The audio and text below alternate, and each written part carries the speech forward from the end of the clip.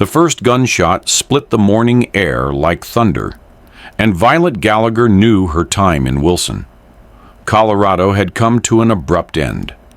It wasn't the law she feared. It was the men who operated outside of it. The same men who'd murdered her father for a gold claim that was rightfully his. Now they were coming for her, and the only direction left to run was west, toward the mountains and the raging Gunnison River beyond.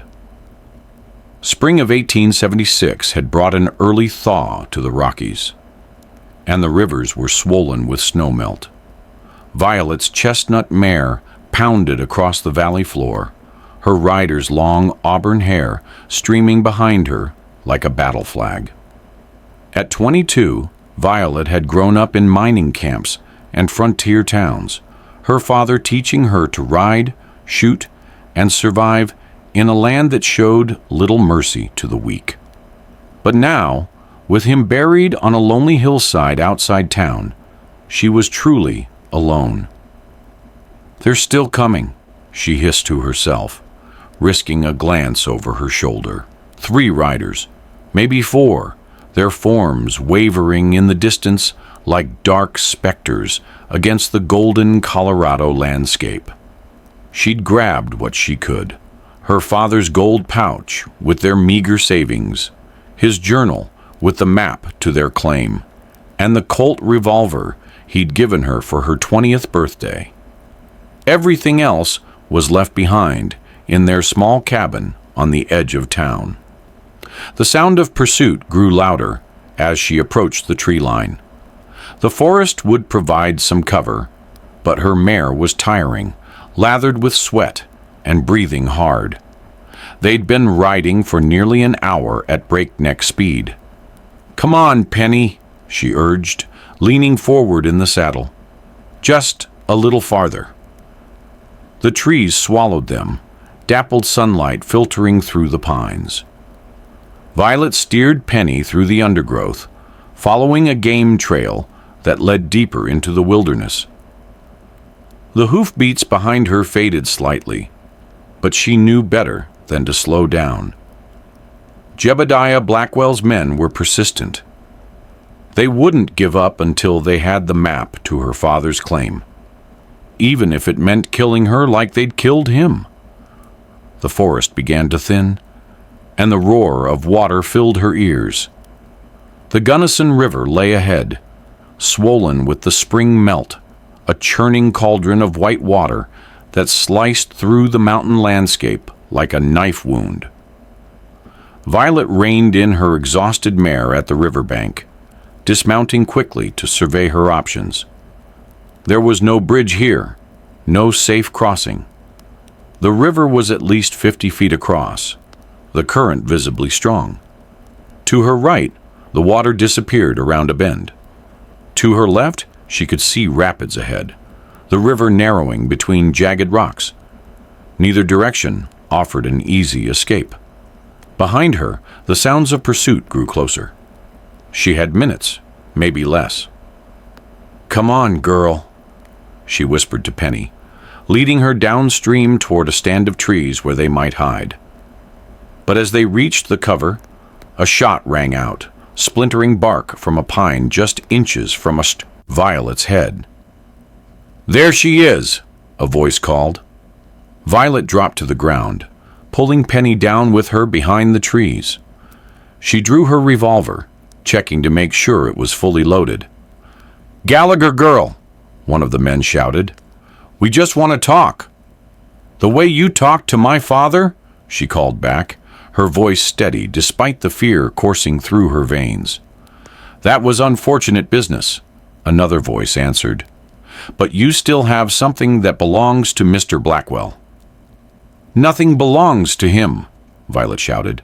"That claim was my father's. He found it. He worked it." "Well, now it's Blackwell's," the first man replied. "And you've got the map we need. Hand it over, and maybe you walk away." The maybe told Violet all she needed to know. These men had no intention of letting her live. She crouched lower, peering through the underbrush. 3 riders had dismounted about 50 yards away, using their horses for cover as they advanced slowly. She didn't have enough bullets to take them all, and even if she did, she wasn't certain she could outdraw 3 experienced gunmen. The river remained her only option, as dangerous as it was. Penny nickered softly, sensing her rider's tension. Violet stroked the mare's muzzle, making a decision that tore at her heart. "You've been a good girl," she whispered, "but I can't take you with me." She removed her saddlebags and secured them across her body, checking that the precious journal was safely inside the oilskin pouch. Then she slipped off her boots, knowing they would only drag her down in the water, and stuffed them into the saddlebags as well. Finally, she slapped Penny hard on the flank. "Go on," she hissed. "Go."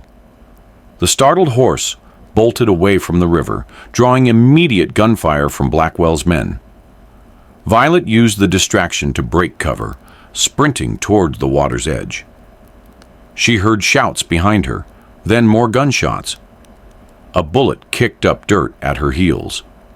Another whizzed past her ear, but she didn't stop. The shock of the icy water nearly took her breath away as she plunged into the river.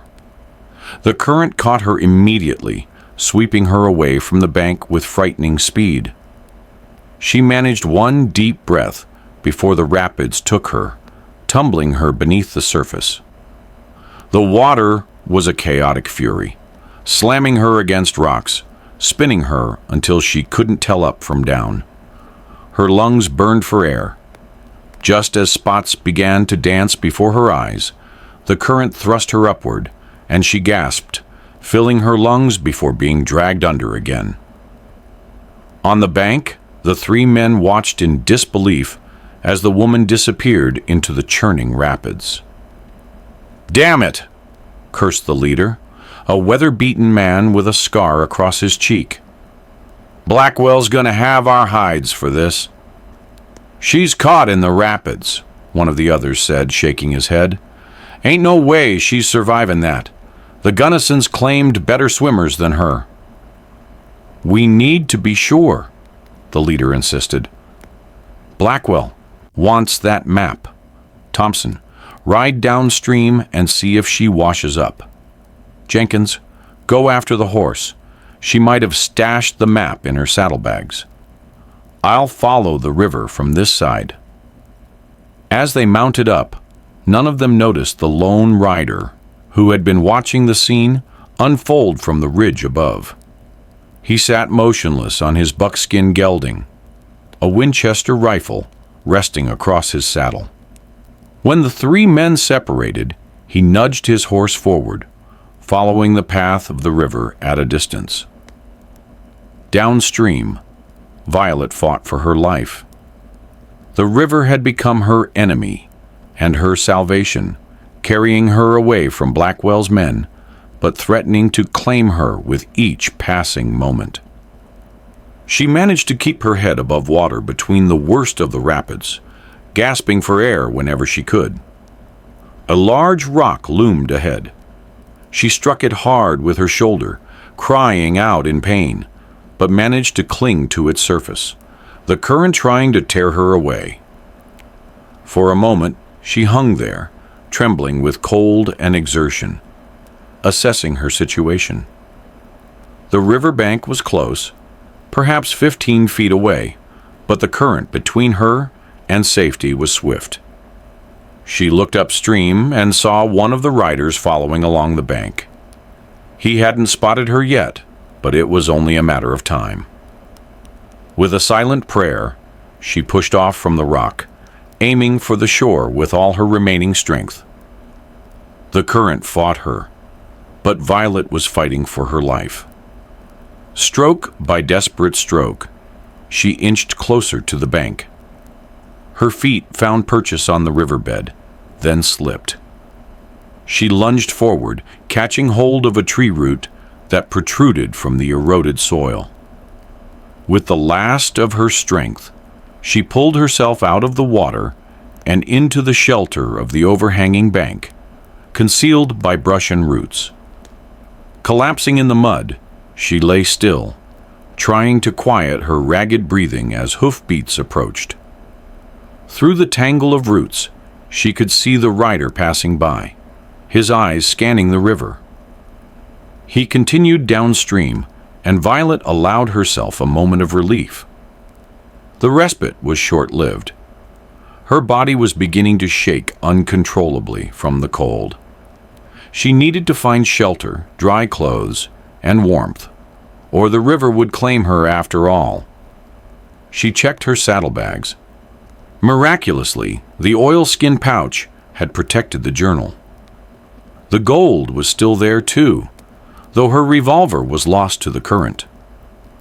Violet forced herself to move, crawling away from the river through the underbrush. She had no idea where she was, only that she needed to put distance between herself and Blackwell's men. The forest was dense here, providing cover, as she made her slow, painful progress away from the water. Night was falling when she finally stopped, unable to go any farther. She found a hollow beneath a fallen tree and crawled inside, curling into a ball to preserve what little warmth remained in her body. Sleep came in fits and starts, broken by shivers and the constant fear of pursuit. Dawn broke clear and cold. Violet awoke to the sound of birds and the distant murmur of the river. Her clothes were still damp, and every muscle in her body screamed in protest as she crawled from her shelter. She was alive, but for how long? She had no weapon, no horse, and no knowledge of where she was. Blackwell's men could still be searching for her, and even if they weren't, the wilderness itself was danger enough. She checked her surroundings, orienting herself by the rising sun.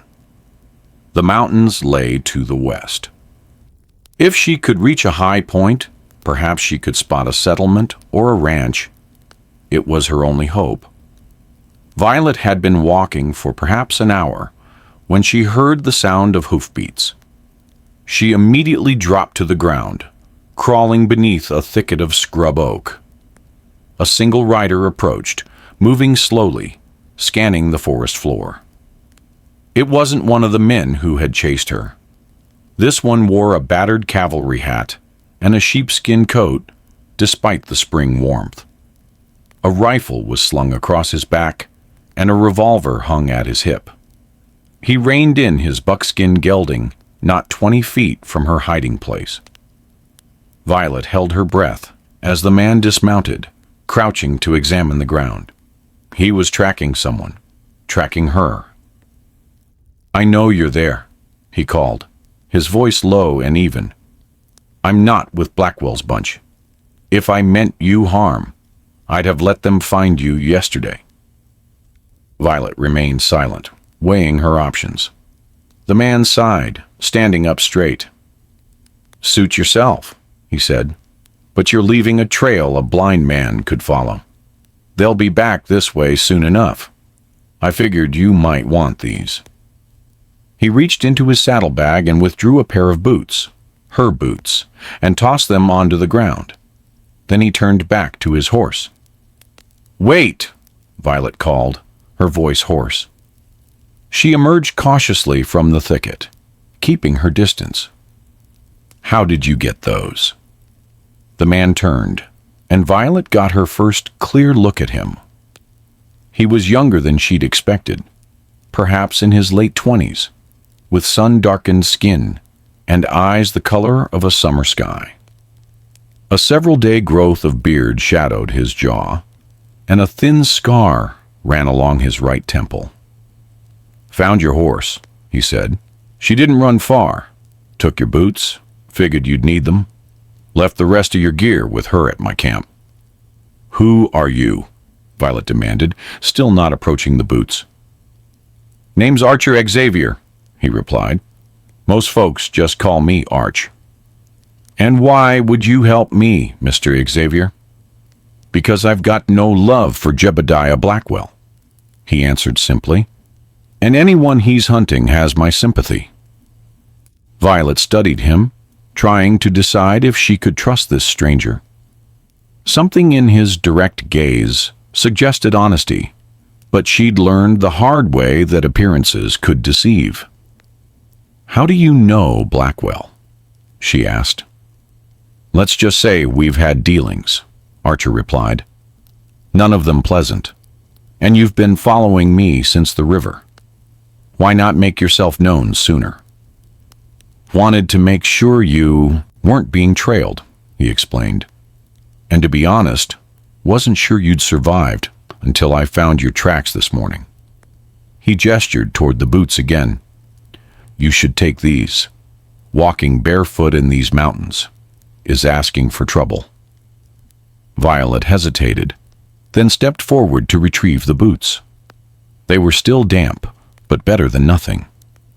As she sat on a fallen log to pull them on, she kept a wary eye on the stranger.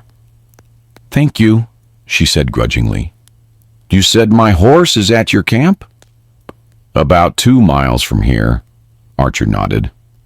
"You're welcome to come collect her. Get something warm to eat." The mention of food made Violet's empty stomach clench painfully. She hadn't eaten since yesterday morning before her flight from Wilson. "And then what?" she asked, standing up. "You'll send me on my way with your best wishes?" A faint smile crossed Archer's face. "That depends on where you're heading. These mountains aren't safe for a lone rider, especially one being hunted. I've got a cabin up north a ways. You'd be welcome to lie low there until Blackwell's men give up the search." "Why would you offer that to a complete stranger?" "Like I said, enemy of my enemy." He paused.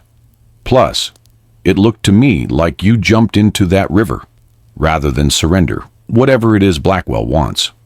That tells me something about your character." Violet considered her options. She was alone, hungry, and still weak from her ordeal in the river. If this man meant her harm, he'd had ample opportunity already. "I don't even know you," she said. "No," he agreed. "And I don't know you either, Miss Gallagher," she supplied after a moment. "Violet Gallagher." "Well, Miss Gallagher," he said, swinging back into his saddle and extending a hand down to her. "How about we start with breakfast, and you can decide about the rest after your stomach's full?" Hunger won out over caution. Violet took his hand and allowed him to pull her up behind him on the buckskin. She kept one arm wrapped around her saddlebags, the other reluctantly encircling his waist as the horse began to move through the forest. "If you try anything," she warned, "I'll kill me in my sleep," he finished for her. "Fair enough, but all I'm offering is food and shelter." "For now," she said. "For now," he agreed, and urged the horse into a trot. Archer's camp was well hidden in a small clearing beside a creek that fed into the Gunnison. A crude lean-to had been constructed against a rock face, and a small fire smoldered in a ring of stones. Penny was tethered nearby, raising her head at their approach and nickering in recognition of her rider. "Penny!" Violet slid from the buckskin's back and hurried to her mare, checking her over for injuries.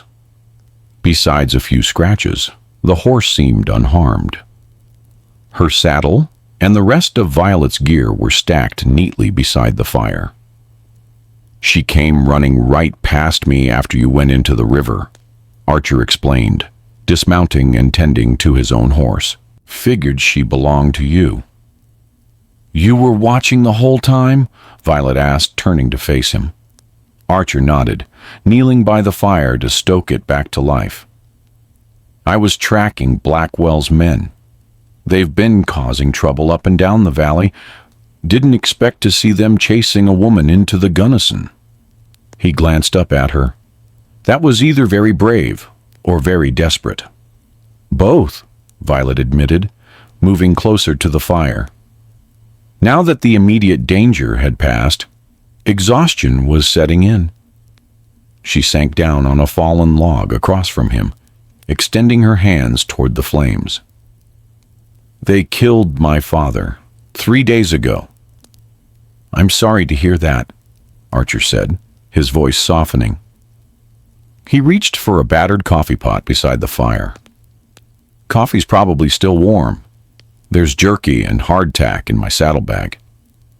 "Thank you." Violet accepted the cup he offered, cradling it in her cold hands. "What did you mean? You were tracking Blackwell's men?" Archer busied himself with retrieving food from his saddlebags. "Blackwell's been expanding his operations. Started with mining claims, then moved into cattle. Now he's trying to control the whole valley. Anyone who stands against him has a habit of disappearing." "Like my father," Violet said quietly. "What was his name?" "Thomas Gallagher. We had a small claim up in the hills above Wilson. Not much, but it was steady. Then Blackwell decided he wanted it." "And your father wouldn't sell," Archer guessed, handing her some jerky.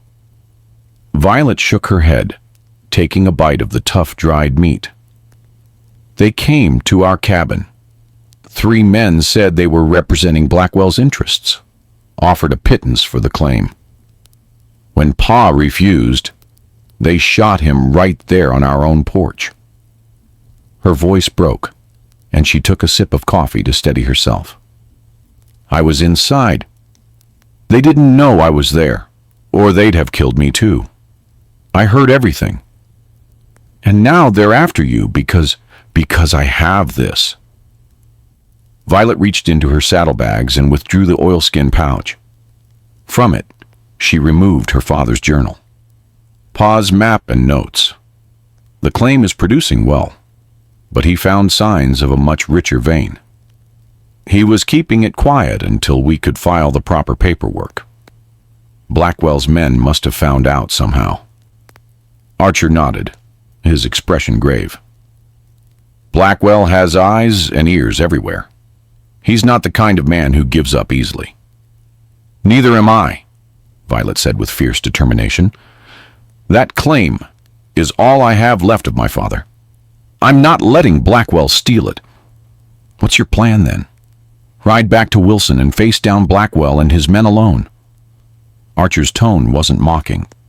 It was genuinely curious. Violet hesitated. She hadn't thought much beyond survival over the past few days. "I need to reach the county seat in Gunnison, file the paperwork for the new vein before Blackwell can claim it as part of his holdings. After that," she shrugged, "I don't know. Sell it, maybe. Start fresh somewhere else." "Gunnison's 3 days' ride from here, and you'd have to go right past Blackwell's ranch to get there," Archer pointed out. "His men will be watching the trails." "What would you suggest then?" Violet challenged. Archer considered for a moment, pouring himself a cup of coffee. "There's another way to Gunnison, an old trapper's trail through the high country. It's rough going, but Blackwell's men won't be watching it." "And you know this trail?" He nodded.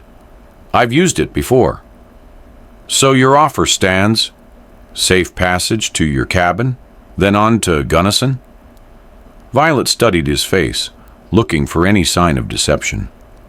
"If that's what you want," Archer replied.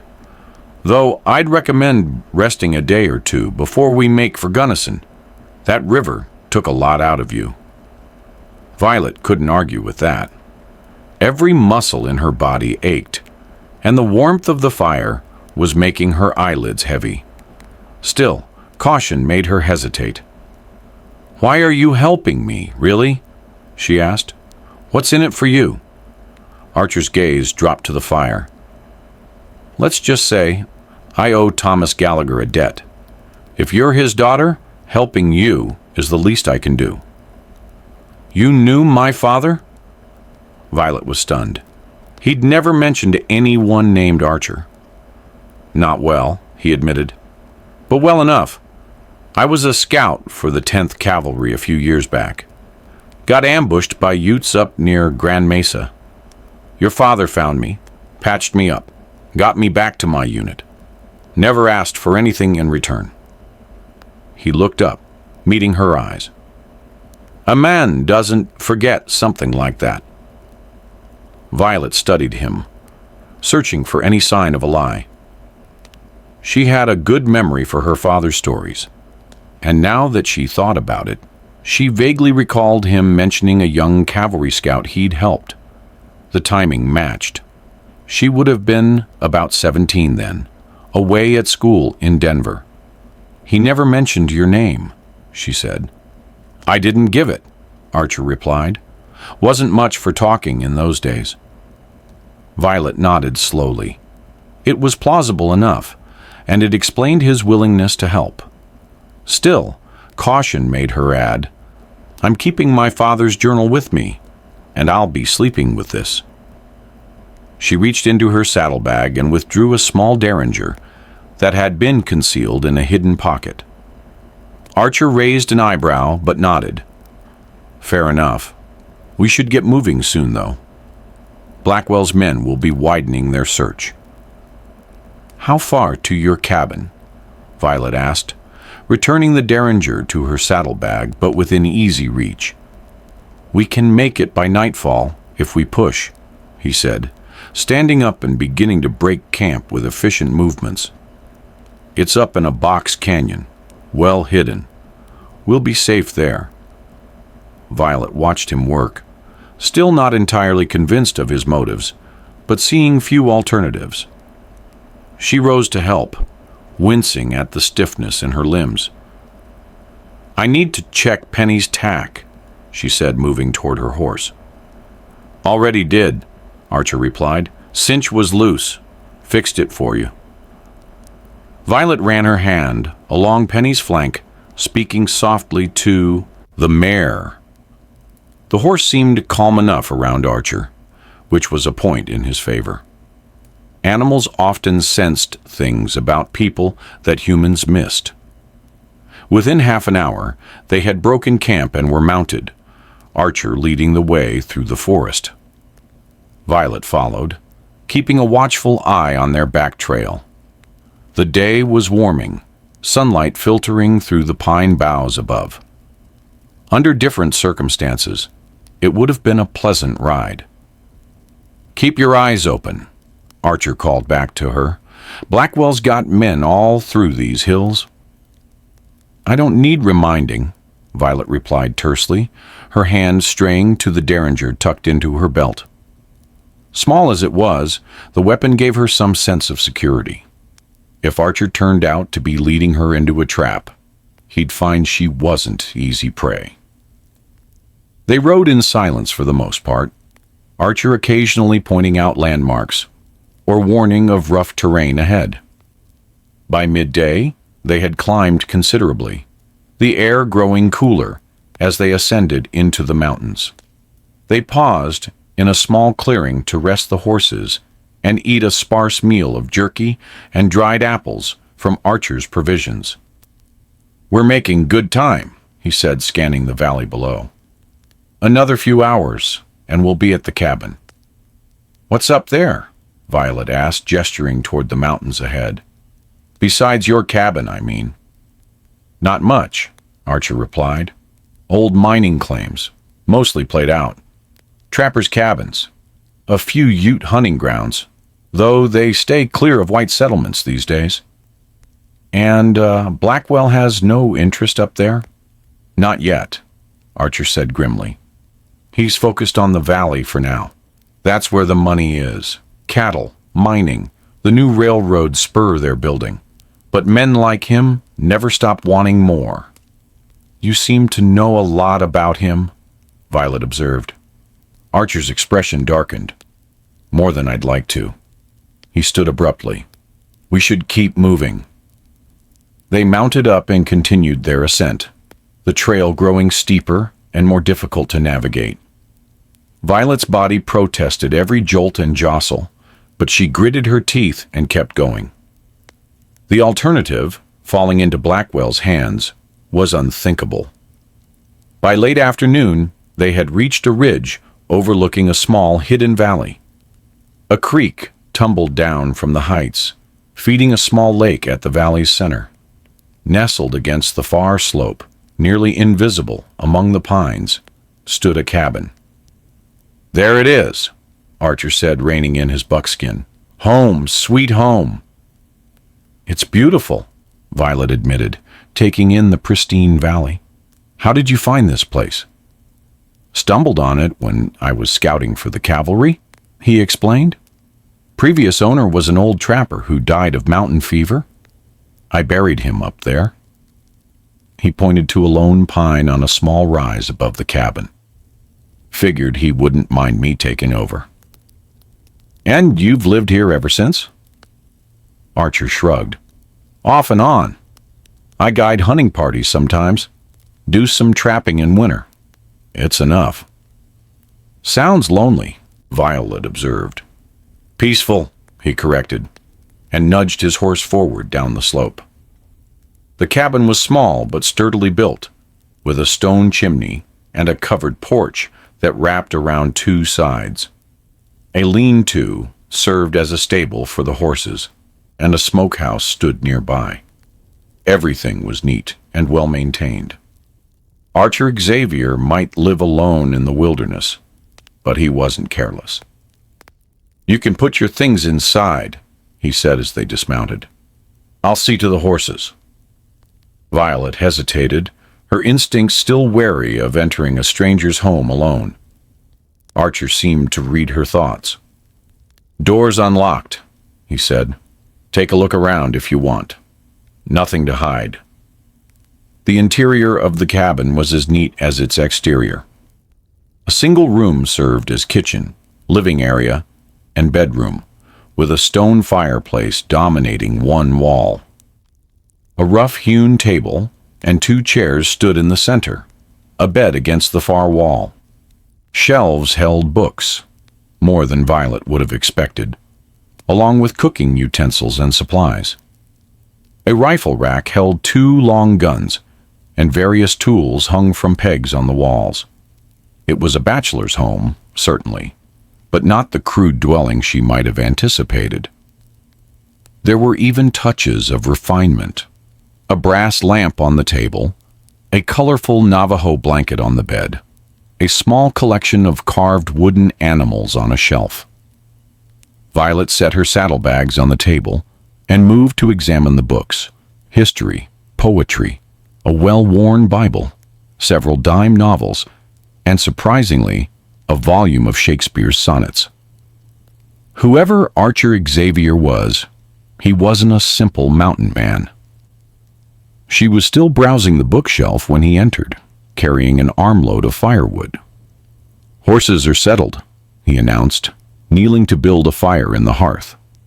"There's a stream just behind the cabin if you want to wash up. Water's cold but clean."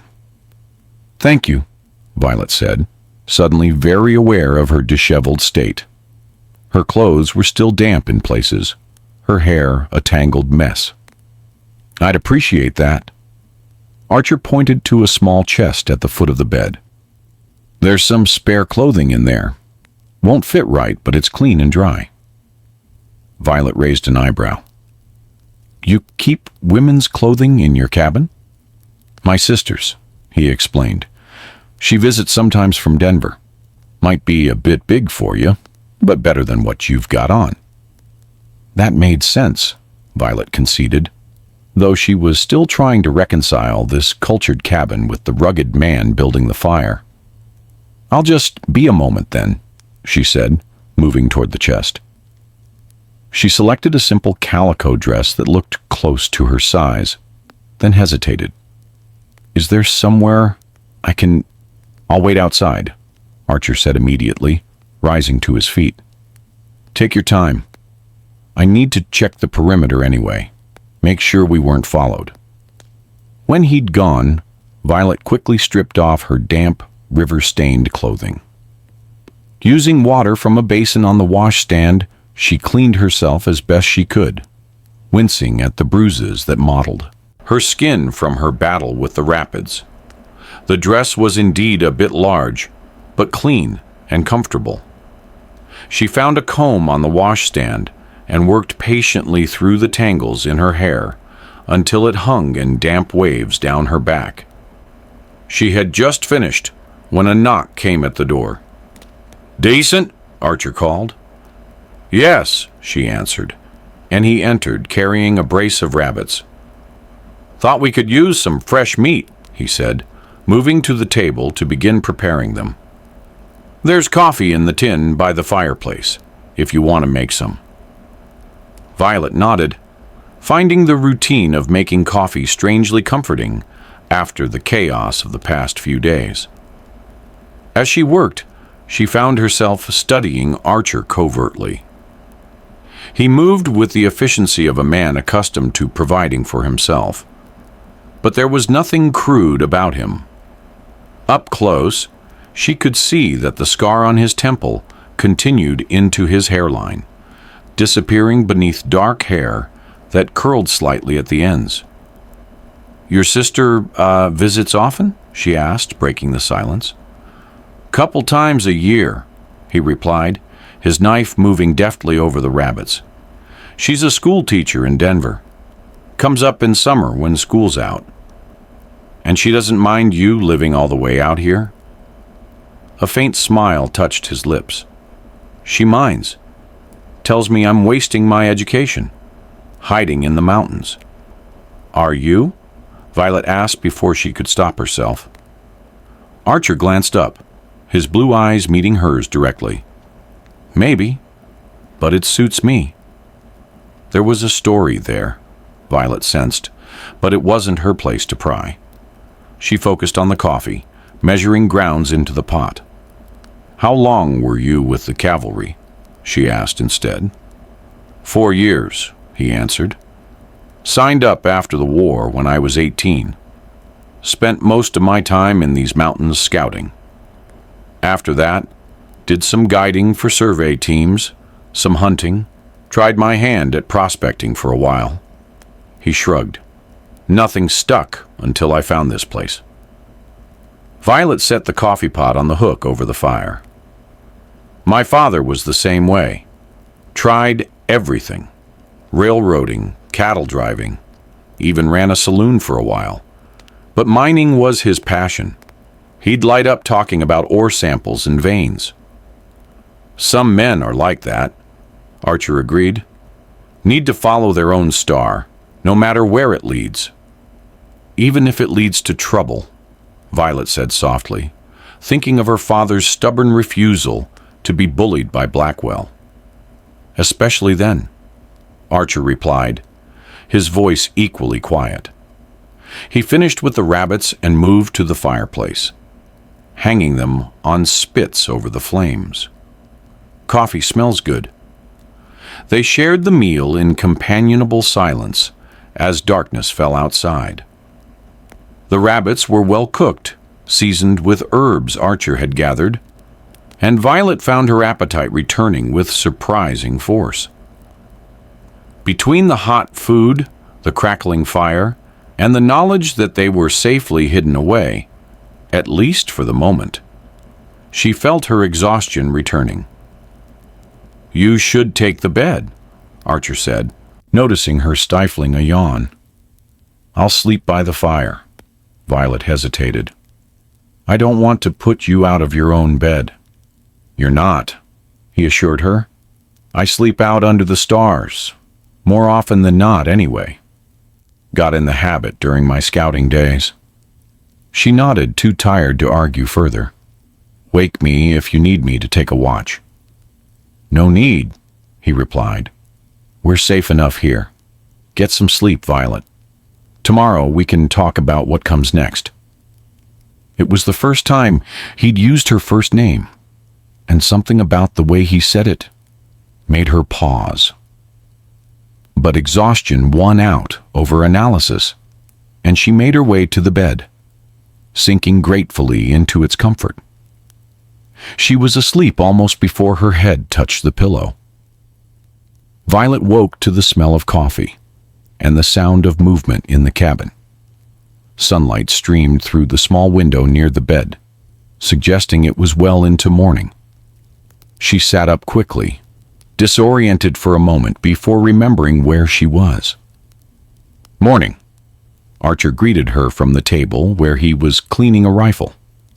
"Thought I'd let you sleep. There's coffee on the fire and some biscuits keeping warm." "What time is it?" she asked, running a hand through her tangled hair. "9," he replied. "You needed the rest." Violet couldn't argue with that. She felt better than she had in days, despite the lingering soreness in her muscles. She rose, smoothing down the borrowed dress, and made her way to the wash stand to splash water on her face.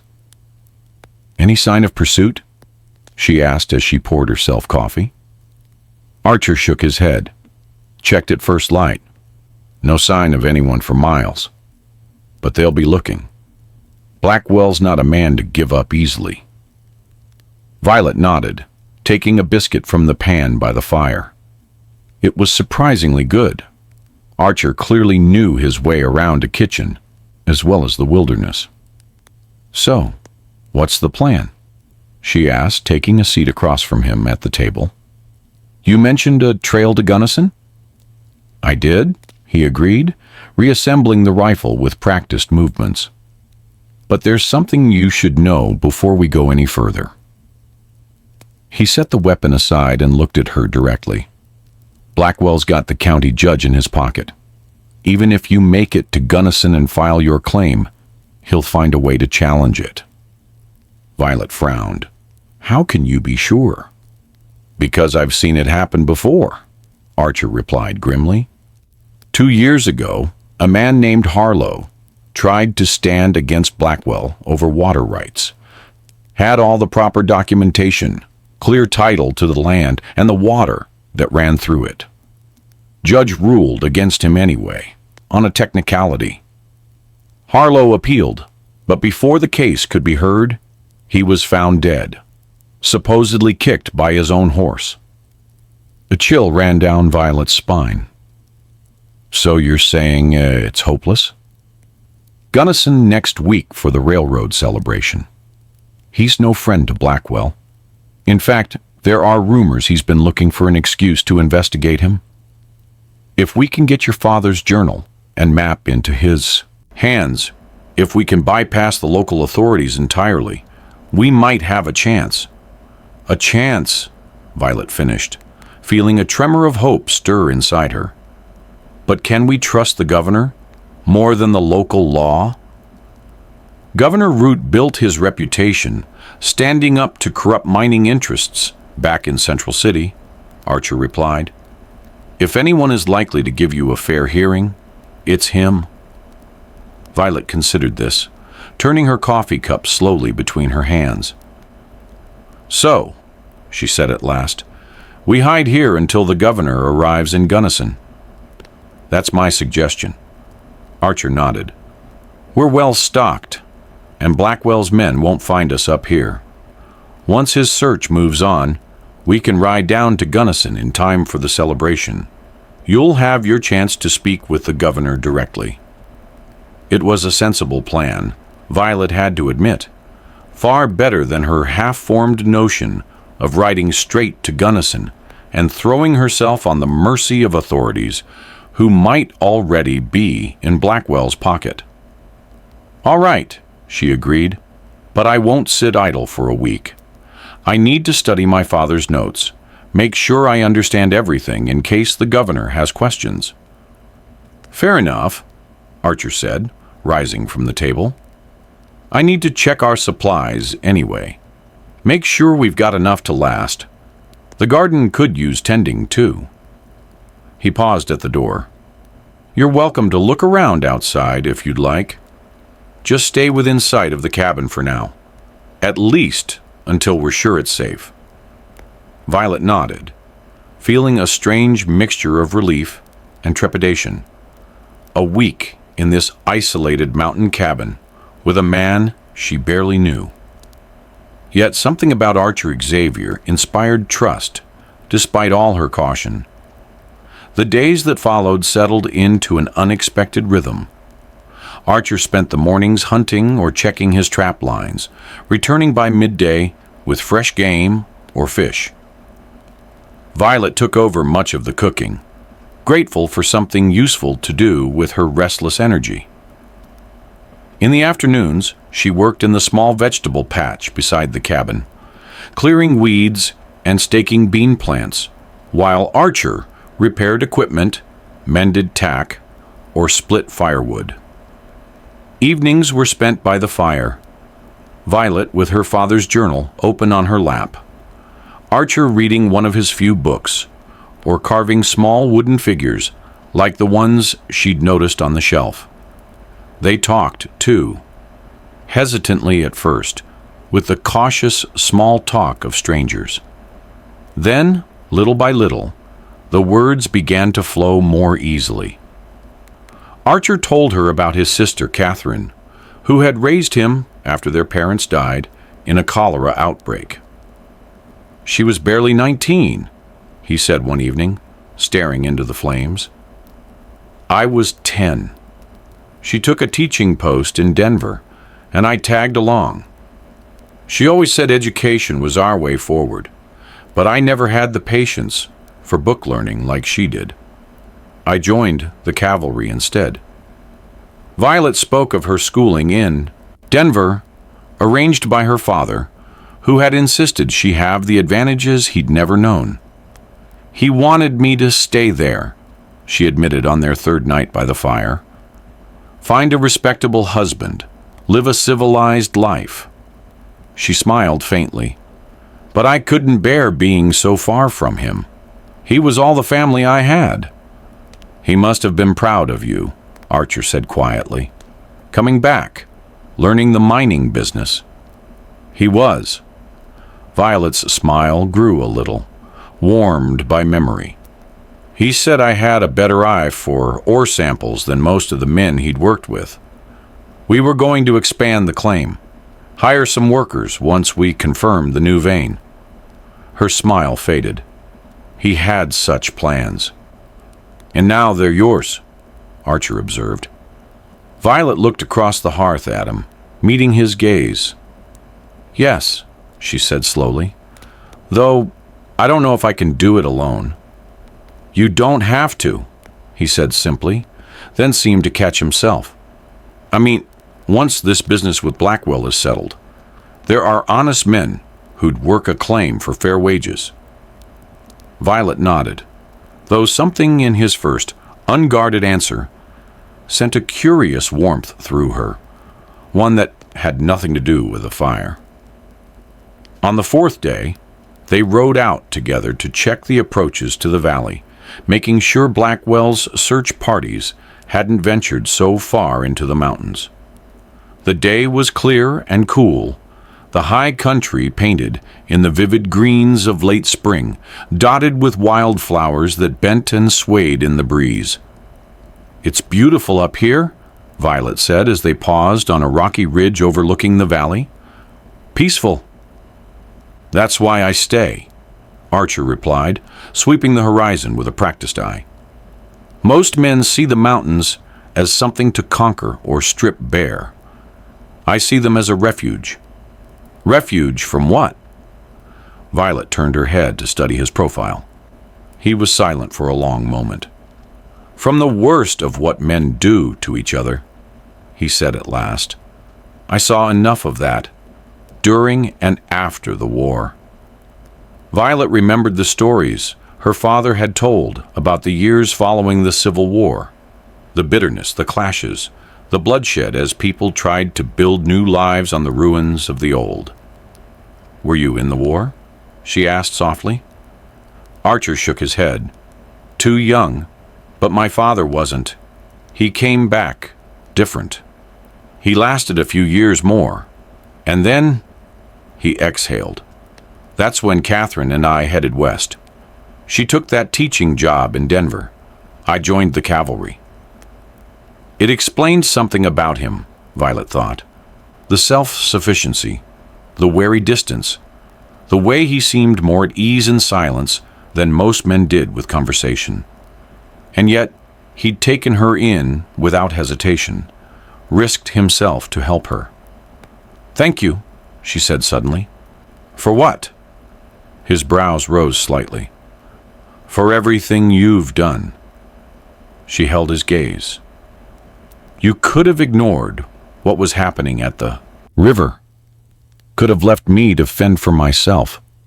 Instead, you've risked making an enemy of Blackwell." "Blackwell was already my enemy," Archer replied with a faint, crooked smile. "And I couldn't leave you to drown. What kind of man would that make me?" "The kind that survives in this country," Violet said bluntly. "There's surviving," Archer countered, "and there's living. I learned the difference a long time ago." They rode back to the cabin in companionable silence, shadows lengthening across the valley as the sun sank behind the peaks. As they approached the clearing, Archer suddenly reined in his horse and lifted a hand. "What is it?" Violet whispered, immediately alert. He nodded toward the ground in front of them, where the soft earth bore the imprint of shod hooves. "Fresh tracks," he said quietly. "At least 2 horses, heading toward the cabin." "Blackwell's men," Violet breathed. "Don't think so." Archer shook his head. "If it were them, they'd have taken more care to hide their presence." He studied the cabin and surrounding trees for a long, tense moment. "Wait here," he said at last. "Cover me with this." He handed her his Winchester. "Archer, if it is Blackwell's men, I need to know how many," he cut in. "Stay hidden. If something happens to me, ride east. There's a ranger station about 10 miles over the ridge." Before she could protest again, he moved off, keeping low, using boulders and tree trunks as cover as he circled toward the cabin. Violet slid from her saddle and took cover behind a fallen log, the Winchester steady, if not entirely calm, in her hands. She had fired a gun before. Her father had insisted she learn. But she had never fired at a man. She prayed she wouldn't have to now. From her hiding place, she watched Archer reach the edge of the clearing. The cabin door stood open, and voices drifted out. Indistinct, but clearly conversational. Not the sharp, clipped tones of men searching for prey. Archer pressed himself against the wall beside the window and peered inside. A heartbeat later, he ducked back, and to Violet's astonishment, holstered his revolver and stepped around to the front, walking in openly. Confused and still cautious, Violet kept the rifle trained on the doorway. Minutes passed. No gunfire, no shouting. Finally, Archer appeared in the doorway again and lifted his arm, waving her in with a relaxed gesture. Cautiously, Violet emerged from cover and approached the cabin, the Winchester still in hand. "It's not Blackwell's men," Archer said, meeting her halfway, amusement tugging at the corner of his mouth. "It's my sister. She's brought a friend from town." "Your sister?"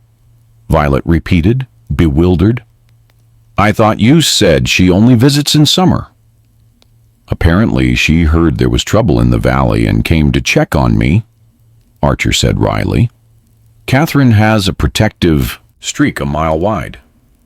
Inside, Violet found a tall, dark-haired woman who bore a strong family resemblance to Archer, and a balding, middle-aged man in a rumpled suit. "Violet, this is my sister, Catherine Xavier," Archer said, making the introductions. "And this is Frederick Wheaton, editor of the Gunnison Gazette." Catherine stepped forward immediately, extending her hand with a warm, confident smile. "So you're Violet Gallagher," she said. "I'm very pleased to meet you, though I wish it were under better circumstances." "How did you know who I am?" Violet asked, shaking the offered hand in confusion. "That would be my doing," the balding man said, rising from his seat at the table. He had sharp, intelligent eyes, behind wire-rimmed glasses. News travels fast in a small territory, Miss Gallagher, especially when it involves Jebediah Blackwell. When I heard Thomas Gallagher's daughter had disappeared after his murder, and that Blackwell's men were scouring the back country for someone, I put two and two together. Mr. Wheaton has been gathering evidence against Blackwell for months, Catherine explained. He's been working with the territorial governor's office. Violet looked between the two newcomers, hope and caution warring inside her. And you came looking for me? Why? Because Blackwell has finally gone too far, Wheaton said firmly. Murdering a respected miner like your father in cold blood. Even his money can't bury that completely. But we need witnesses. Evidence. He gestured toward her. When Catherine mentioned her brother had a cabin up here, I thought it worth a ride to see if you'd taken refuge with him. It was a lucky guess, Catherine added. I didn't know Archer had actually found you. Violet turned to Archer. You knew about all this? Mr. Wheaton's investigation? Not until just now, Archer said, looking as surprised as she felt. Catherine's letter only said she was bringing a friend who needed a quiet place to work on a story. I couldn't put details in writing, Catherine said. Not with Blackwell's men watching the mail stage. Wheaton moved back to the table and spread several documents out before him. Miss Gallagher, he said, if you're willing, I'd like to hear your account of what happened to your father. Combined with the evidence I've already gathered, your testimony might be enough for the governor to order a formal investigation, one that bypasses the local authorities. Violet hesitated, glancing at Archer. He gave her a small, steady nod. Wheaton's reputation is solid, he said quietly. If anyone can bring this to light, it's him. Violet drew a deep breath and crossed to the table. I have more than my testimony, she said, reaching for her saddlebag. I have this, his map and notes. It's what Blackwell's men are hunting. Wheaton's eyes widened as she laid the worn leather journal before him and opened it to the pages marked by her father's careful hand. This is exactly what we needed, he breathed. Proof of your father's claim. Proof of Blackwell's motive.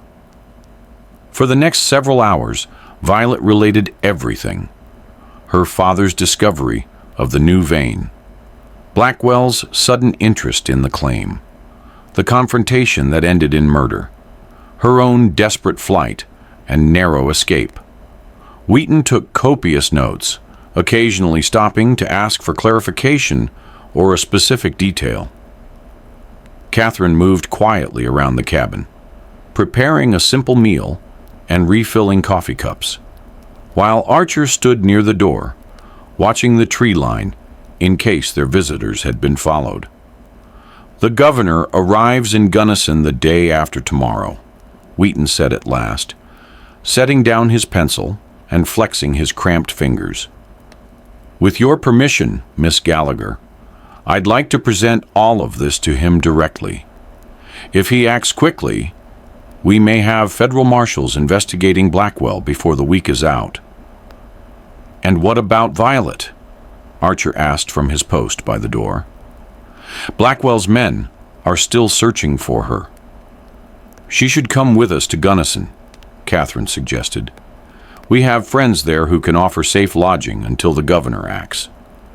Wheaton nodded. I agree. The governor will want to hear your testimony firsthand, Miss Gallagher. And you'll be safer in town, in the company of people who aren't in Blackwell's pocket, than you will be hiding out in the hills. She won't be alone, Archer said quietly, his gaze locking with Violet's. I'll be with her. Something passed between them in that moment, an unspoken understanding, the recognition of a bond forged in danger and shared purpose. Violet felt a warm flush rise in her chest that had nothing to do with the fire. "All the more reason you should both come to Gunnison," Catherine said, looking between them with a knowing expression. "The governor's reception is the day after his arrival. Respectable citizens from all over the territory will be there. It's the perfect setting for Miss Gallagher to present her case publicly, where Blackwell can't interfere without exposing himself." "It's risky," Archer cautioned. "Blackwell will have men watching the town." "Which is why we'll travel separately," Wheaton said. "Catherine and I will leave at first light, taking the main trail. You and Miss Gallagher can follow the next day using your trapper's route." He glanced at Archer. "We'll meet at Judge Hollister's home. He's no friend to Blackwell, and his house is large enough to take guests without raising suspicion." It was a solid plan, Violet had to admit. Far better than hiding in the mountains and hoping Blackwell's interest would fade. "All right," she said at last. "We'll come to Gunnison." Later that night, after Catherine and Wheaton had retired to the lean-to, Archer had prepared for them outside, Violet found herself unable to sleep. She curled up in the chair by the dying fire, her father's journal open but unread in her lap. "Nervous about tomorrow?" Archer's voice came softly from the shadows. He sat in a chair near the window, keeping watch. "Yes," she admitted, "but hopeful too. For the first time since my father died, I feel like there might actually be justice." Archer moved to sit beside her and tossed another small log onto the coals. Flames licked up, brightening the dim room. "There will be," he said quietly. "Blackwell's been making enemies for years. This might finally be what brings him down." "And after?" Violet asked, looking up at him. "What happens then?" In the flickering firelight, Archer's expression turned thoughtful. "That depends on you," he said. "Your father's claim will be secure. You could work it yourself, hire men to help, or sell it and start fresh somewhere else, like you talked about before." "And what would you do?" The question slipped out before she could stop it. Archer stared into the flames for a long moment. "I've been thinking about that," he said finally. "This cabin has been a good refuge, but maybe it's time for a change." "What kind of change?" she pressed gently. He turned his head to meet her gaze. "I'm not sure yet," he admitted. "But I know I don't want to go back to living alone up here, not the way I did before." The implication hung between them, unspoken but unmistakable. In just a few days, everything had changed. What had begun as a rescue, a debt owed to a dead friend, had become something far more personal. "Archer," Violet began, then faltered, struggling to put her tumult of emotions into words. "You don't have to say anything," he said softly. "We barely know each other, and there's a lot happening right now. But when this is over, when you're safe and Blackwell is facing justice, maybe we could talk about what comes next." Violet nodded, a small smile touching her lips. "I'd like that," she whispered. They sat for a while longer in quiet companionship, watching the fire settle back into glowing embers. When Violet finally went to bed, sleep came more easily than she'd expected. Her dreams, for once, unmarked by gunshots and icy water. Morning brought a flurry of activity as Catherine and Wheaton prepared to depart for Gunnison.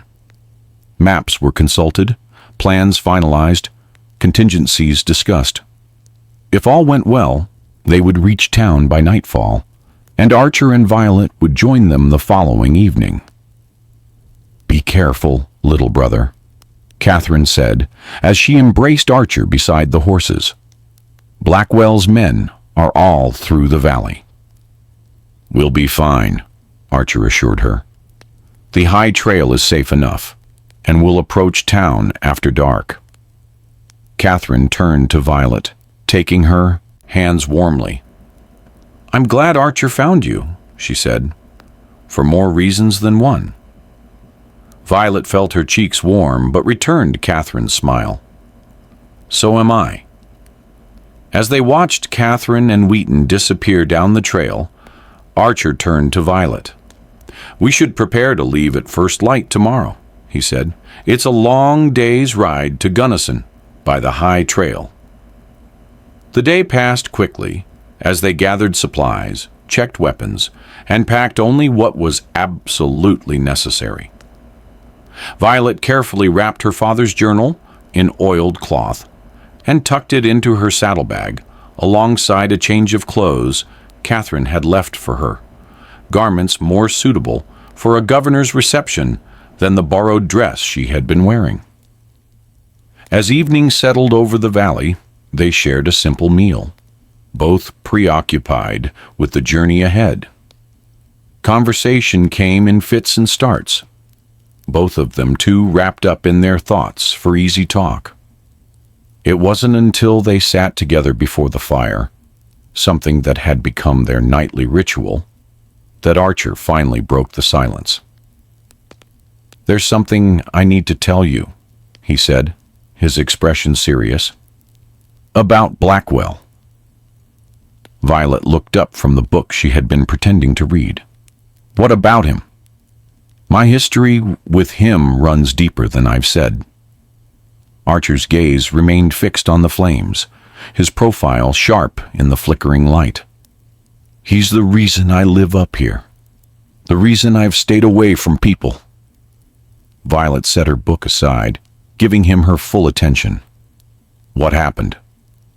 Archer drew a long breath. 5 years ago, I was guiding a survey team for the railroad," he said quietly. "We were mapping possible routes through the territory. One of the proposed routes would have bypassed land Blackwell had just acquired, land he'd bought because he believed the railroad would be forced to cross it." "And he wasn't happy about your survey," Violet guessed. "No," Archer said grimly. "Not at all. He sent men to persuade us to alter our findings. When that didn't work, they attacked our camp one night. 3 good men were killed. I was wounded, but I managed to escape." His hand rose unconsciously to the scar at his temple. "I tried to press charges," he continued, "but the local judge, the same one who's in Blackwell's pocket now, dismissed the case for lack of evidence." "So you retreated to the mountains," Violet said softly. Archer nodded. "I'd lost faith in justice. Figured the best I could do was keep to myself and help others avoid trouble when I could." His eyes met hers. "Until you." Violet's heart gave a small, startled flutter. "What's different about me?" she asked, though something inside her already knew. "Everything," Archer said simply. "Your courage, your determination to fight instead of run." He hesitated, then added more softly, "And the way I feel when I'm with you." The confession hung in the air, raw and honest. Violet felt her breath catch. "I feel it too," she whispered. "We barely know each other, but somehow, I know." Archer reached for her hand, his touch warm and steady. "It doesn't make sense. Not with everything happening, not with the danger we're still facing." "Maybe it's because of the danger," Violet murmured, her fingers curling around his. "Everything feels sharper, more immediate." "Maybe," Archer agreed, "but I think it'd be there anyway. Some things just are." He lifted his other hand to her cheek, searching her eyes for permission. Violet leaned into his touch, closing the distance between them. Their lips met, tentative at first, then deepening as certainty replaced hesitation. Archer's hand slid to the back of her neck, drawing her closer. Violet's fingers curled into his shirt, anchoring herself to him. When they finally parted, she rested her forehead against his, breath mingling with his. "When this is over," she murmured, "when Blackwell is brought to justice, and my father's claim is secure, what then?" Archer's thumb brushed her jaw. "Then," he said softly, "we figure it out together, if that's what you want." "It is," Violet whispered, sealing the words with another kiss, gentle, certain, full of promise. They spent the night in each other's arms, seeking comfort and connection in the midst of uncertainty. Dawn came quickly. They rose and prepared for the journey with a renewed sense of purpose. Justice for Violet's father, yes, but also the fragile hope of a future they might build together. The high trail to Gunnison was as challenging as Archer had warned. The narrow path climbed sharply into the mountains, winding along ridges and through dense forests few travelers dared to cross. They rode single file, Archer leading, both alert for any sign of danger. "How much farther?" Violet asked as they paused to rest the horses around midday. "About halfway," Archer replied, scanning the valley below. "If we keep a steady pace, we should reach the outskirts of town by nightfall." The view was breathtaking, a sweeping valley unfolding beneath them, the Gunnison River shining like a silver thread between the meadows and pines. Smoke curled from chimneys in the distant town, a sign of life and civilization far below. "It's hard to believe there's so much beauty in a place with men like Blackwell in it," Violet murmured. "That's why men like Blackwell want to control it," Archer said. "They think beauty can be owned, bent to their will." "Like my father's claim," she said quietly. "Exactly." Archer nodded. "But he doesn't understand what your father knew, that the real value lies in the work, the discovery, the connection to the land, not just what you can take from it." They continued on, the trail narrowing to little more than a rocky ledge in places. By late afternoon, they had begun their descent, the town of Gunnison growing clearer with each turn. "We'll approach from the east," Archer said, as they paused to water the horses at a small spring. "Judge Hollister's house is near the church. If we wait until dark, we should reach it without being seen." Violet nodded, though nerves knotted in her stomach. Everything would come to a head soon. The governor, the public accusation, the hope for justice, the uncertainty of what waited beyond. They made camp in a sheltered hollow as the sun dipped behind the peaks. They didn't risk a fire. Instead, they shared a cold meal of jerky and hardtack, watching the lights of Gunnison flicker on in the valley below. "Nervous?" Archer asked gently. "Yes," Violet whispered. "Not about Blackwell, not about the governor, about what comes after." Archer reached for her hand in the deepening darkness. "You have choices now," he said, "and that's frightening in its own way."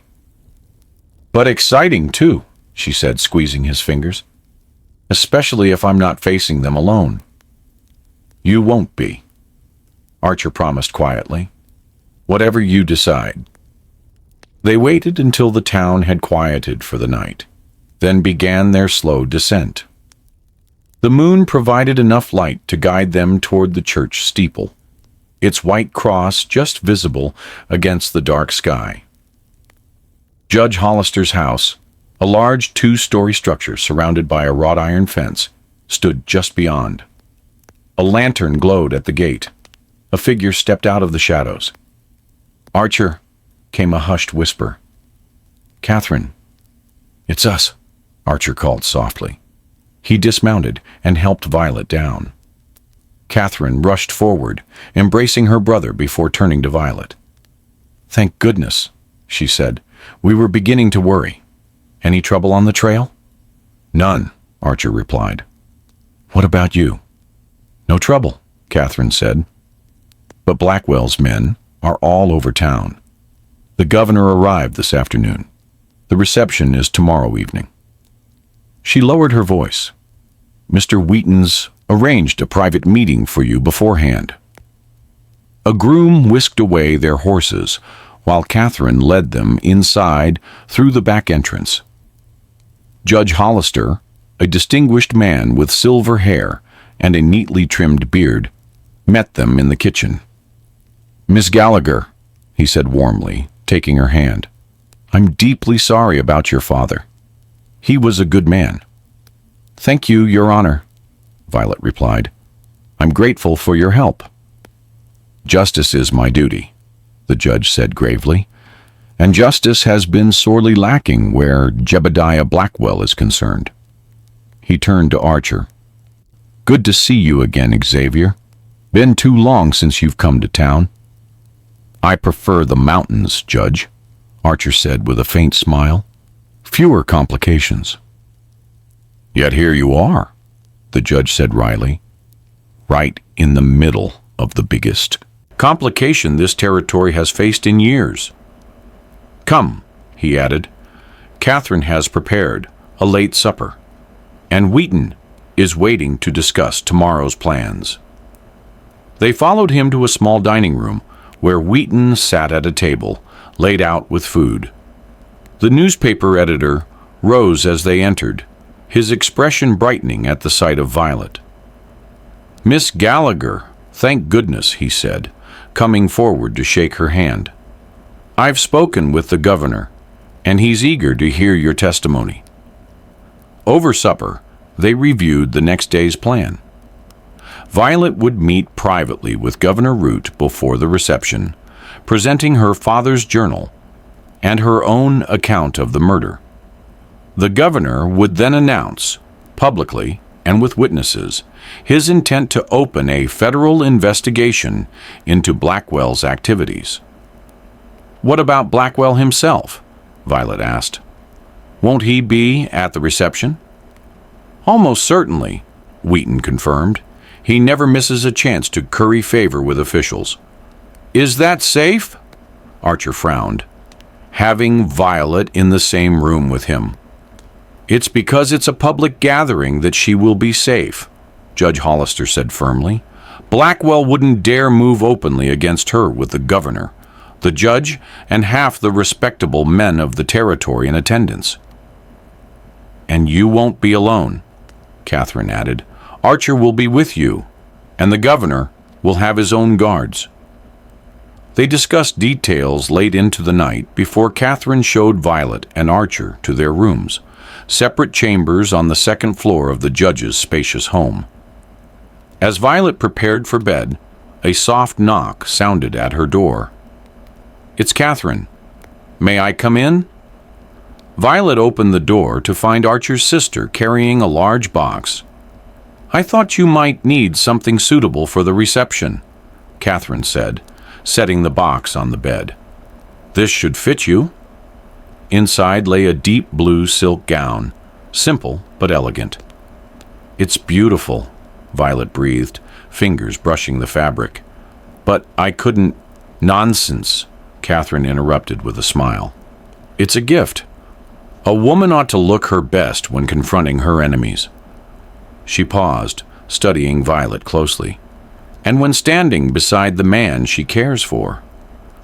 Violet felt warmth rise to her cheeks. Is it that obvious? Only to someone who knows Archer as well as I do, Catherine said gently. I've never seen him look at anyone the way he looks at you. Her expression grew soft, sincere. My brother's been alone too long. Whatever happens tomorrow, I hope you'll consider what might be possible between you. I already am, Violet admitted, if we get through this. When you get through it, Catherine corrected firmly. Blackwell's day of reckoning is long overdue. She squeezed Violet's hand. Rest well. You'll need all your strength. After Catherine left. Violet found she was too restless to sleep. She stood at the window overlooking the quiet town. Somewhere out there, Blackwell and his men were preparing as well, though they had no idea of the reckoning ahead. A soft knock broke her reverie. She opened the door to find Archer, still fully dressed, concern etched across his features. "I couldn't sleep," he said. "Wanted to make sure you were all right." Violet stepped aside to let him in. "I'm nervous," she admitted, "but ready for this to end." Archer nodded and moved to the window where she had stood moments before. "Judge Hollister got word after you retired," he said quietly. "Blackwell's men are watching the roads. They know something's coming." "Do they know I'm here?" Violet asked, alarm sparking inside her. "No," Archer said, "but they're suspicious. Blackwell's doubled his men for the reception." Violet breathed slowly, steadying herself. "Then we'll be twice as careful," she said. "But I won't turn back now. I can't." "I know," Archer said, stepping close, "and I wouldn't ask you to. But you need to be prepared. Tomorrow will be hard." "Nothing worth fighting for is easy," Violet said softly. She lifted her hand, brushing her fingertips along the scar at his temple. "You taught me that." Archer caught her hand and pressed a gentle kiss to her palm. "Try to sleep," he murmured. "I'll be right across the hall." Violet did sleep, better than she expected. Perhaps it was knowing she no longer had to run, or perhaps it was simply knowing Archer was near. Morning came with a rush of activity throughout Judge Hollister's home. Messengers arrived with updates on the governor's movements and Blackwell's men. By midday, everything was prepared. Violet's private meeting with Governor Root would take place at 4 o'clock, 2 hours before the reception. Violet spent the afternoon getting ready. Catherine helped her dress and arrange her hair. The blue silk gown fit perfectly, transforming her from a dust-stained fugitive into a woman who could stand confidently before the territorial governor. "You look beautiful," Catherine said proudly. "Your father would be so proud." "Thank you," Violet whispered, touching the locket at her throat, the only jewelry she owned, holding a tiny portrait of her father. Downstairs, Archer waited in the parlor, dressed in a black suit Catherine had insisted he borrow. When he saw Violet, he rose to his feet, his expression softening in wonder. "You look," he faltered. "So do you," Violet replied with a small smile. The mountain man was still visible in his broad shoulders and weathered complexion, but the suit lent him a striking dignity that made her heart lift. Judge Hollister's carriage waited outside to take them to the hotel. Before they left, the judge pulled Archer aside for a quiet word. Violet couldn't hear what was said, but she saw Archer check his revolver before slipping it discreetly under his jacket. The streets of Gunnison bustled with people preparing for the governor's reception. As their carriage approached the hotel, the grandest building in town, though modest by city standards, Violet recognized several of Blackwell's men standing watch.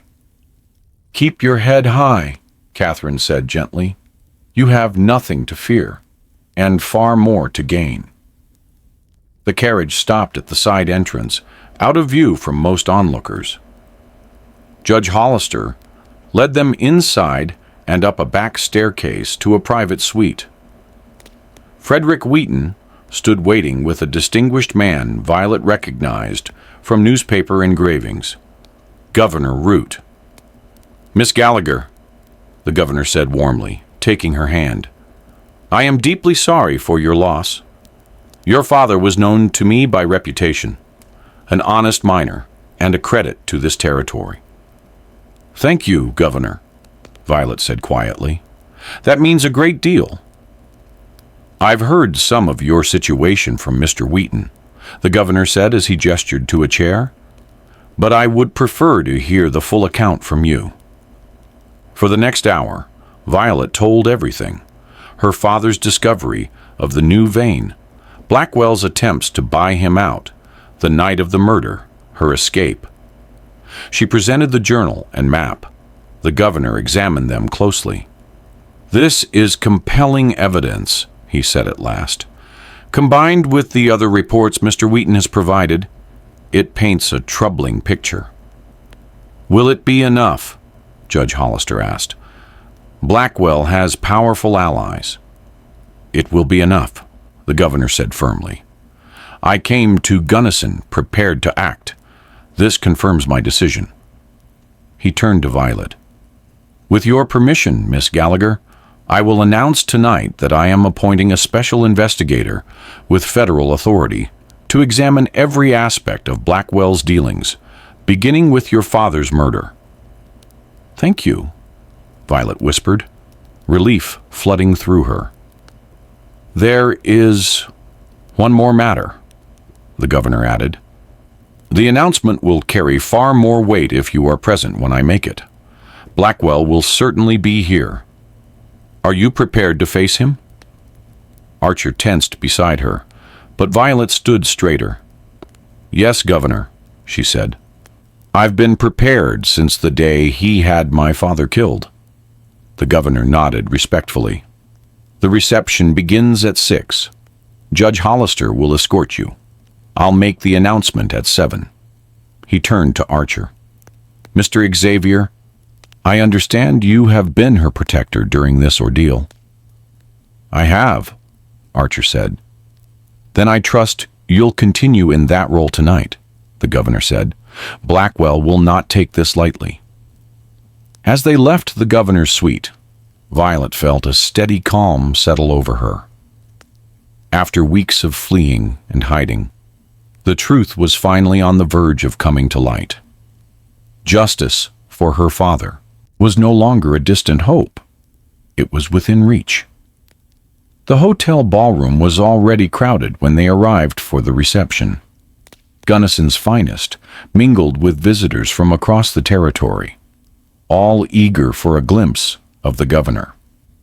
Violet entered on Judge Hollister's arm, with Archer and Catherine close behind. "There," Catherine murmured, nodding discreetly toward a gathering near the center of the room. Violet followed her gaze and saw him. Jebediah Blackwell. Tall, impeccably dressed, with iron-gray hair and eyes as cold as cut stone.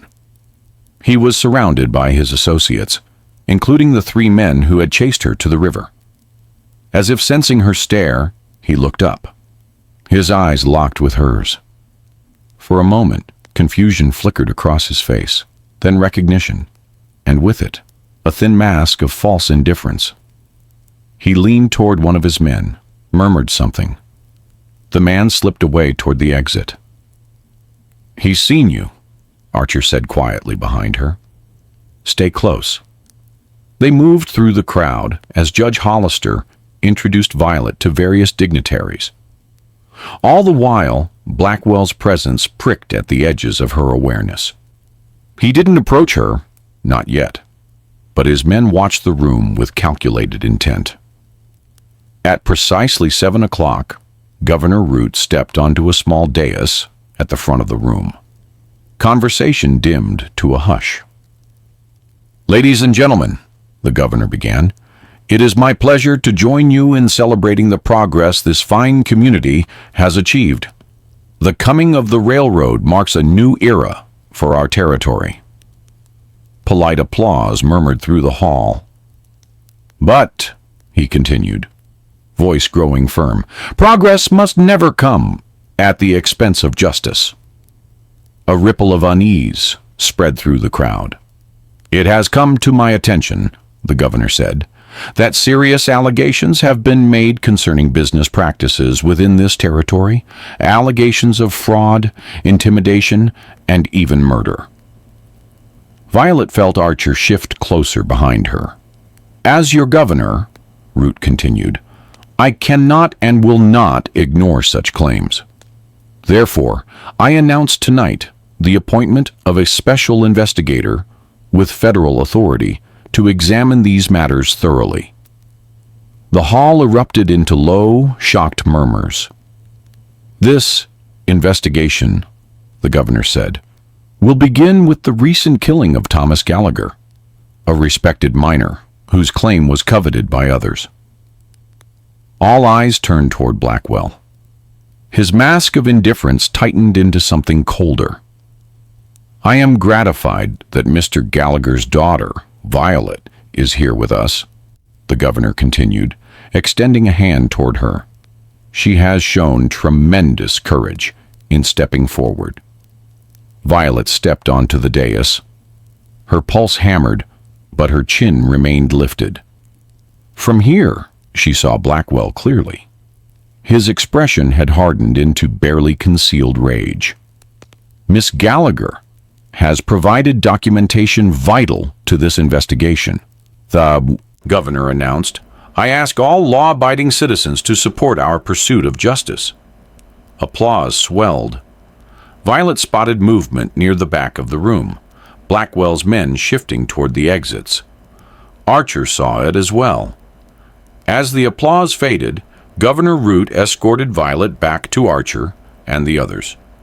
Almost immediately, Blackwell approached. "Governor," he said with forced courtesy, ignoring everyone else. "A bold announcement. No doubt the allegations were thoroughly verified before being made public."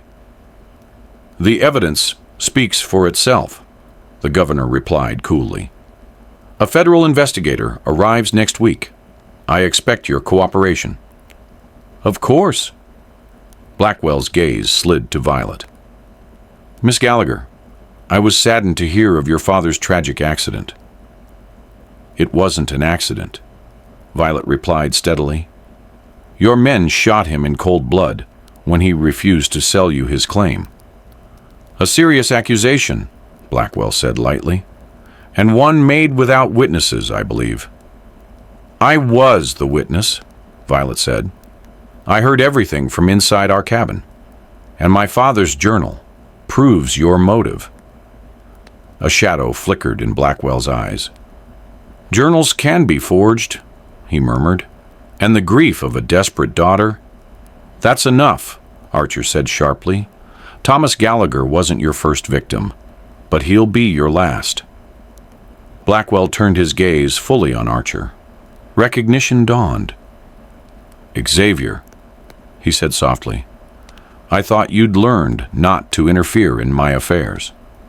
"I learned that men like you don't stop unless someone stops you," Archer replied evenly.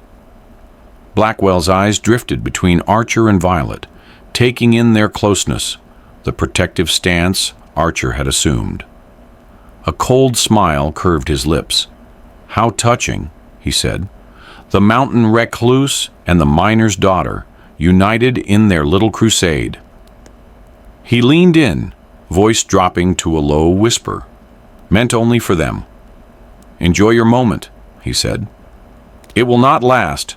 Evidence has a way of disappearing. Witnesses, too." "Is that a threat, Blackwell?"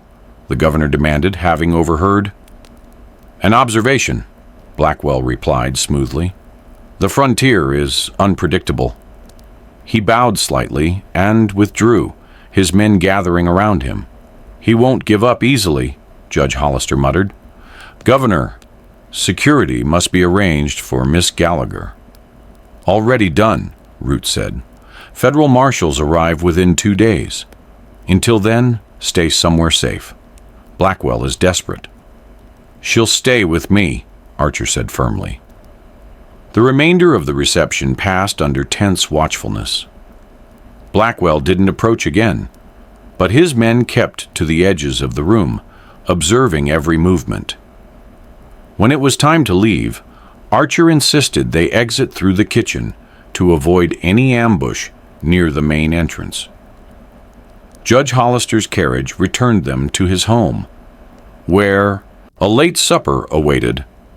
The mood was one of cautious relief. The governor's public declaration had started a process even Blackwell would struggle to halt. "The next few days will be critical," Wheaton warned over coffee. "Once the marshals arrive, Blackwell's support will crumble." "But until then," Archer added, "he's dangerous, more dangerous than ever." "Which is why you two must remain here," Judge Hollister insisted. "This house is the safest place in Gunnison." Violet agreed, though her thoughts drifted to what would come after. The claim would be protected. Blackwell would face justice. But what then? Would she stay and work the mine? Sell it and start anew? And where would Archer fit into any of it? Their connection had deepened, swiftly, intensely, yet they still knew so little about the future. Later that night, unable to sleep, Violet wrapped herself in a robe and went downstairs to make tea. To her surprise, Archer sat alone in the kitchen, a cup of coffee cooling at his side. "Can't sleep?" he asked gently. "Too much in my head," she admitted. "Mine too." They sat in quiet companionship before Violet finally asked the question that had lingered all evening. "What will you do when this is over? When Blackwell is facing justice? Will you go back to your cabin?" Archer was silent for a long moment. "I don't think so," he said at last. "Being around people again, it reminded me what I gave up. The mountains were a refuge. Maybe it's time for something more." "Like what?" Violet asked softly. "That depends partly on you." Her breath caught. "I've been thinking," she said slowly. "I don't want to sell the claim. It was my father's dream, but I can't manage it alone." "You wouldn't have to," Archer said. He reached across the table, taking her hand. "If you wanted a partner." The weight of his words warmed her. He wasn't just offering business help. He was offering a future. "A partner," she repeated quietly, "in the claim, and perhaps in other things." Archer's small, hopeful smile confirmed her intuition. "That would be my hope." "We barely know each other," she whispered. "We know what matters," he replied. "The rest, we can discover together." Before she could answer, a sudden crash echoed from the front of the house. They froze. Another crash, shouts, shattering glass. "Blackwell's men," Archer said, snatching his revolver. "Get upstairs. Wake the others."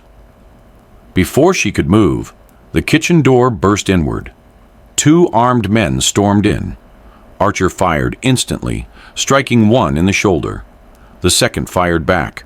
The bullet splintered the frame inches from Archer's head. Without thinking, Violet seized a cast-iron pan and struck the second man in the skull. He collapsed. Shouts erupted throughout the house. Judge Hollister's voice, Catherine's scream. "Come on!" Archer grabbed in Violet's arm, pulling her out the back door. "There are too many." They sprinted toward the stable, where 2 servants, already alarmed by the noise, had saddled horses. "Get the sheriff," Archer ordered one man. "Tell him Blackwell's attacking the judge's home." They mounted quickly and rode for the gate, but 3 riders blocked the street. Blackwell's men. "This way!" Archer shouted, turning sharply into an alley. Violet clung to Penny's reins as gunfire cracked behind them. They raced through the maze of back streets, hooves pounding, shadows flashing past. "We'll head for the river," Archer called. "Cross the ford, reach the mountains." Violet nodded. The mountains would give them a chance. They reached the outskirts of town. The moonlit river flowed ahead, high, fast, but passable. But Archer suddenly slowed, staring ahead. "Wait," he whispered. "Something's wrong." Violet scanned the riverbank. At first, she saw nothing. Then movement caught her eye. A man stepped from the cottonwoods. Blackwell. More men emerged behind him, rifles raised. I thought you might try the mountains, Blackwell said coldly. Predictable. It's over, Blackwell, Archer said steadily. The governor has announced his investigation. Killing us won't change that. It will be satisfying, Blackwell said, and it will silence you. He raised his rifle.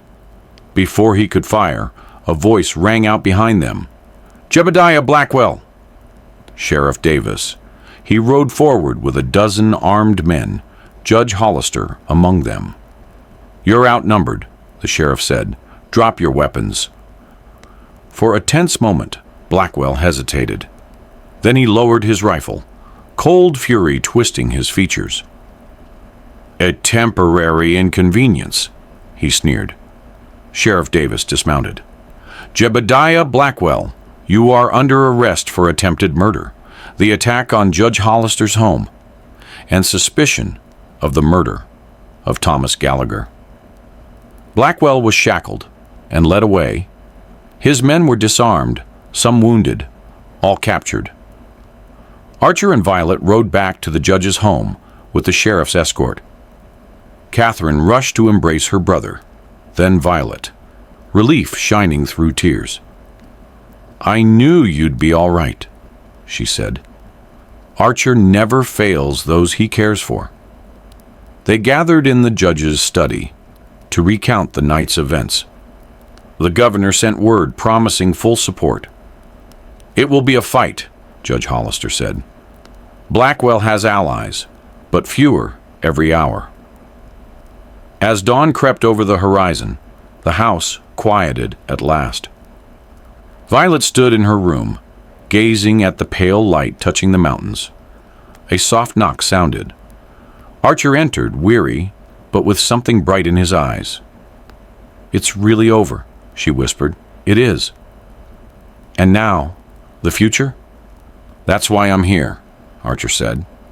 Before the attack, we talked about possibilities. Violet stepped closer. A partnership, she murmured. More than that, he said, voice low. I know it's sudden, but I care for you more deeply than I thought possible. I feel the same, Violet said, emotion thickening her voice. When I jumped into that river, I thought I was running toward death. Instead, I was running toward you. Archer cupped her cheek. You deserve time to heal, he said gently. I've had enough time, she replied, and what I want is right here. Their kiss was soft, full of promise. We could work your father's claim together, Archer whispered. Build something that honors his memory. I'd like that, Violet said, though I think I'd prefer a house not quite so isolated as your cabin. Archer chuckled. That can be arranged. Something between wilderness and civilization. With books, Violet said. Definitely with books. And maybe someday, children. The idea startled her, but warmed her. One step at a time, she said, smiling. First the claim, then the house. And then, Archer whispered, we let the current lead us. Archer kissed her again. 2 years later. The autumn sun cast long golden shadows across the valley as Violet stood on the porch of their home, watching riders approach. From this height, she could see nearly everything. The town of Wilson below, the silver ribbon of the Gunnison River, and the distant snow-capped peaks of the San Juan Mountains. Their home, built of pine and stone, stood halfway up the slope. A wide porch wrapped around it. Inside were shelves of books, handmade furniture, warmth, and years of shared life. Below the house stood the expanded Gallagher mine, thriving now under fair management. Violet rested a hand on her swollen belly, feeling the child stir. Catherine had promised to stay through the birth, due any day now. The door opened behind her. Archer stepped onto the porch, wiping sawdust from his hands. He had been in his workshop, carving a cradle for the baby. "They're here," Violet said, leaning back as his arms came around her. "Right on time," he said, kissing her hair. They watched Catherine and her husband Daniel approach, waving. "It's been a good year," Violet murmured. "Sometimes it feels like yesterday I was running for my life. Other times, it feels like another lifetime." "It was another lifetime," Archer said softly, his hand resting over hers on her belly. "This is the one that matters now." Violet turned in his arms, touching the faint scar at his temple. "No regrets? Leaving your mountain refuge?" "None," Archer said, "though I do miss the quiet sometimes." "Well," Violet laughed, patting her belly, "it's about to get a lot less quiet." Archer grinned. "Boy or girl? If the child has your courage, we'll be just fine." They moved to the steps to greet their family. As Violet descended carefully, she thought back to the moment everything changed when she leapt into the rapids, fleeing Blackwell's men. "She's caught in the rapids," the men had shouted that day. And Archer, though she hadn't even known him then, had made his choice. "Then I'll ride the current down." And he had. It led them to justice, to love, to a future neither could have foreseen. The rapids were behind her now. Ahead lay calmer waters, a life built side by side, a family, and a journey just beginning.